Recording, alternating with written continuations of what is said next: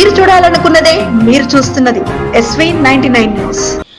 అది అలల సంగీతంతో వినిపించే గోదావరి తీర ప్రాంతం. హనుమాన్ గడ్డ వద్ద నందనవనంలా కనిపించే ఆ పెరడును నంది పెరడు అంటారు. ఆ నంది పెరడు విశిష్టత ఏంటో తెలుసుకోవాలంటే ప్రముఖ పుణ్యక్షేత్రం ధర్మపురిని దర్శించాలి. అవును, ధర్మపురి అంటే అక్కడి స్థానికులకైనా అక్కడికి వెళ్లే భక్తులు పర్యాటకులకైనా ఓ టెంపుల్ టౌన్గా సుపరిచితం. శ్రీ లక్ష్మీ నరసింహుడు కొలువైన క్షేత్రంగా, గోదావరి తీరంగా, శేషప్ప పద్యశతకంగా ధర్మపురి ప్రాశస్త్యానికి ఓ ప్రత్యేకత ఉంది. అయితే అక్కడ ఇంకా స్థానికులకే తెలియని చారిత్రక విషయాలున్నాయి. ఇక వాటి గురించి సుదూర తీరాల నుంచి వచ్చే భక్తులకు గాని పర్యాటకులకు గాని తెలిసే అవకాశమే ఉండదు. అందుకే అలాంటి ఓ విశిష్టమైన శిల, దానిపైనున్న శిల్పకళ గురించే ఈ పరిచయం. గోదావరి తీరంలో బ్రాహ్మణ సంఘం హనుమాన్ ఆలయానికి మధ్యలో కనిపించేదే నందిపెరడు. ఒకనాడు యాగాదులు జరిగిన ప్రాంతంగా నందిపెరడుకు పేరు. ఇదే జాగాలో ఒక అద్భుతమైన శిల్పం మనందరి కళ్ళను కట్టిపడేస్తుంది. ఇదిగో అదే ఈ శిల్పం. నందికి ఎదురుగా ఉన్న ఈ శిల్పంలో అన్ని గణాలకు అధిపతైన గణపతి మనకు ఈ శిలపై కాస్త పెద్ద రూపంలో కనిపిస్తాడు. అలా విఘ్నేశ్వరుడికి కాస్త కుడిపక్కకు జరిగితే ఒక అమ్మవారి విగ్రహం మనకు దర్శనమిస్తుంది. ఆ అమ్మవారే మహాలక్ష్మి. 2 చేతుల్లో పద్మాలతో, కింద పద్మాసనంతో కనిపిస్తుంది.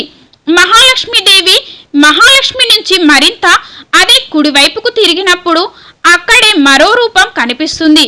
సృష్టికి మూలమైన ఆది విష్ణువు చేతుల్లో శంకు, చక్రం, గద వంటి వాటితో కనిపిస్తుంటే ఆ విష్ణుమూర్తిని కొలిచే గరత్మంతుడు ఇదే శిలపై దర్శనమిస్తాడు.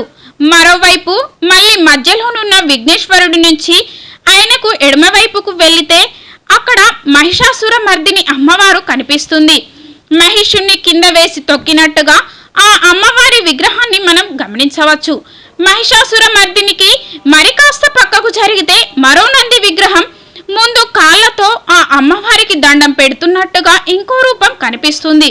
వీటన్నింటికి తోడు శిలపైన ఆ ఆదిదేవుడు, దేవదేవుడు, లయకారుడైన ఈశ్వరుడి రూపం మనకు శివలింగం రూపంలో దర్శనమిస్తుంది.